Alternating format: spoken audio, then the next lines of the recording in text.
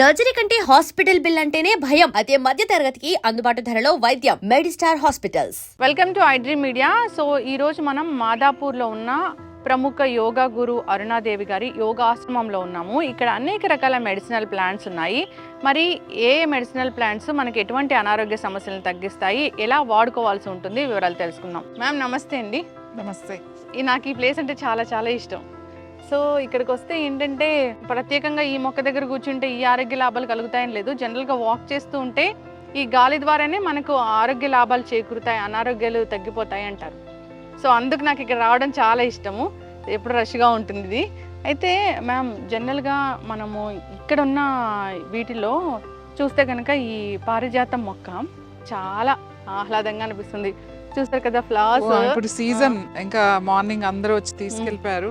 సాయంకాలం అయ్యేసరికి ఎంత మంచి వాసన వస్తుందో. చాలా మంది నిద్ర పట్టట్లేదు అని అంటారు. అవును, ఈ నిద్ర పట్టట్లేదు అన్న వాళ్ళు ఈ వాసన చూస్తే మంచి నిద్ర పడుతుంది. సాయంకాలం ఏడుస్తాయి 6 గంటలకి, కొంచెం చీకటి పడుతుండగా నిలుస్తాయి. మార్నింగ్ మొత్తం రాలిపోయి ఉంటాయి, మొత్తం చెట్టుని ఏమి ఉండవు మీకు పొద్దున్న అయ్యేసరికి. ఈ పువ్వు కూడా మెడిసినల్ గా ఉపయోగపడుతుంది మీకు. ఎలా అంటే ఎవరికైతే నిద్ర రావట్లేదు వాళ్ళకి ఈ ఫ్లవర్స్ ఆ వాసన చూస్తే మంచిగా అలా పెట్టుకుని స్మెల్ చూడడం మొదలు పెట్టాలి. ఒక 4-5 సార్లు అలా చూసిన తర్వాత కొంచెం బ్రీతింగ్ చేస్తే నిద్ర కూడా చాలా బాగా పడుతుంది. అలాగే ముఖ్యంగా ఆకులు, పారిజాతం చెట్టు ఆకులు ఉన్నాయి కదా, ఈ ఆకులు వర్షాకాలం చక్కగా బాగుంటుంది. కొంచెం రఫ్ గా ఉంటుంది ఆకు, ఇట్లా గరుగ్గా ఉంటుంది. ఇట్లా పెడితే మరీ ముదిరిపోయింది కాకుండా మరీ లేతది కాకుండా ఇలాంటి ఆకు కనుక తీసుకుని, ఇవి బాగా నొప్పులు ఉన్న వాళ్ళకి, ఇప్పుడు చూడండి చాలా మందికి వైరల్ ఫీవర్స్ వస్తున్నాయి. చికున్ గున్యా అని, డెంగ్యూ అని, ఏదైనా సరే జాయింట్స్ మీద చూపిస్తుంది వైరస్. సో అన్ని జాయింట్లు పెయిన్స్ రావడం, ఫీవర్ తగ్గిపోతుంది, ఇన్ఫెక్షన్ తగ్గిపోతుంది, కానీ చాలా మందికి ఈ నొప్పులు తగ్గట్లేదు.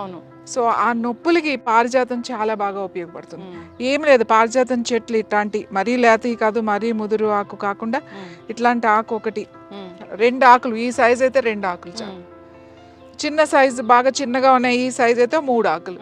ఇది కడిగేసుకుని జస్ట్ ఇలా ముక్కలు కింద చేసి, ఈ ముక్కలు 1 కప్పు నీళ్ళల్లో వేసేసి ఒక 2-3 నిమిషాలు మరగాలి. 3 నిమిషాలు మరిగిన తర్వాత ఆ మూత పెట్టేసి 1 నిమిషం అలా వదిలేసి వడపోసుకొని ప్రొద్దున్నే పరగడుపున ఖాళీ కడుపుతో కనుక పొద్దున్నే, అది ఏం కలపకూడదు అందులో, హనీ వేరే నిమ్మకాయ అలాంటివి కలపకూడదు.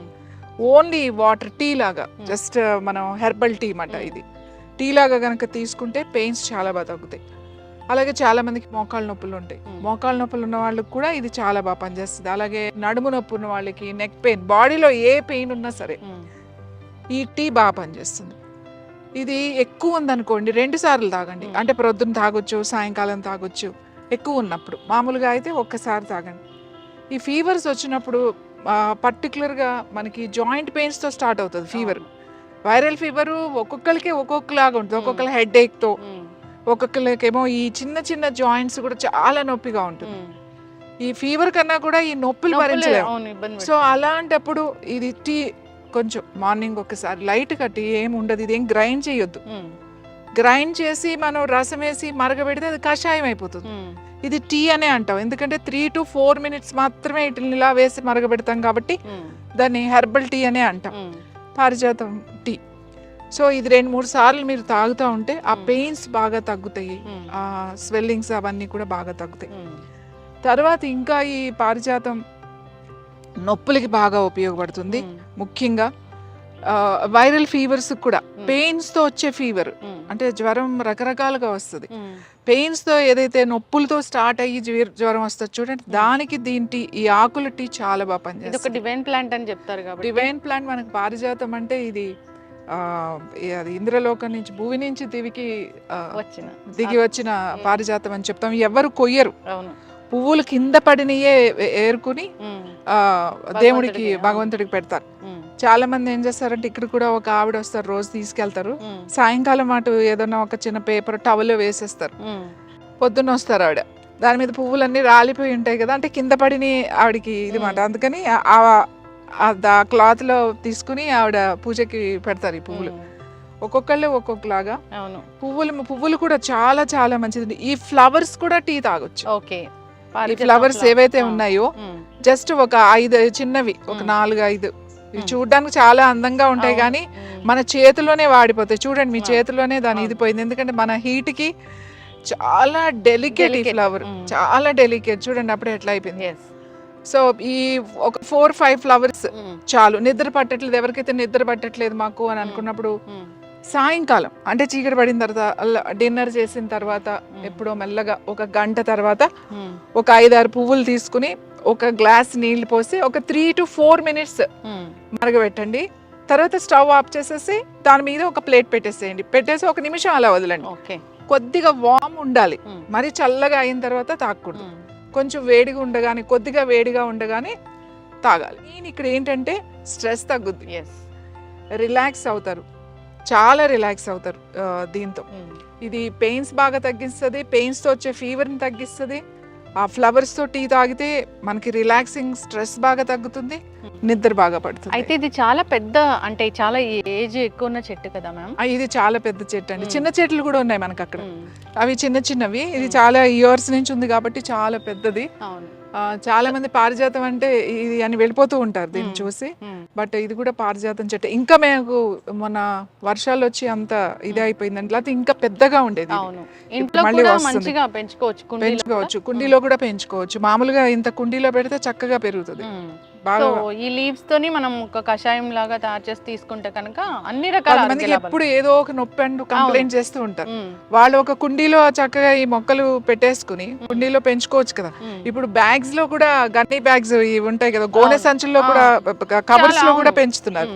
అలా ఈ మొక్క పెంచుకుంటే వాళ్ళు ఏంటంటే రెగ్యులర్ గా తీసుకుంటా ఉంటే చాలా బాగా పనిచేస్తుంది. ఖచ్చితంగా మ్యామ్, చాలా చక్కగా చెప్పారు. నిజంగా పారిజాత మొక్క అంటే అది ఒక దేవుడి ప్లాంట్ అని చెప్తారు. నిజంగానే దివి నుంచి భూమికి దిగి వచ్చింది ఆ ప్లాంట్. ఇన్ని రకాల ఆరోగ్య లాభాలు ఉన్నాయి కాబట్టి ప్రతి దేవాలయంలో కూడా ఇది ఉంటుంది. సో మన పెద్దలు ఏదైనా చెప్పారు, ఈ మొక్కను పూజించాలి అంటే దాని వెనక సైంటిఫిక్ రీజన్ ఖచ్చితంగా ఉంటుంది. మీరు దాని గురించి చాలా చక్కగా చెప్పారు. అందరూ కూడా ఇలాంటి ప్లాంట్స్ని పెంచుకోవాలని కోరుకున్నాము. సో ఈ ఫ్లవర్స్ అయితే ఇది సీజన్ కాబట్టి ఈ సీజన్ లోనే వస్తాయి. అంటే వర్షాకాలం చాలా బాగా వస్తాయి, సమ్మర్ లో కూడా వస్తాయి. వర్షాకాలం 12 రోజులు బాగా వస్తాయి, సమ్మర్ కూడా వస్తాయి, అన్ని సీజన్ లోనూ ఉంటాయి.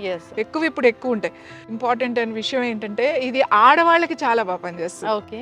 అంటే ఆ లేడీస్ కి చాలా మందికి స్ట్రెస్ తో థైరాయిడ్ వస్తుంది.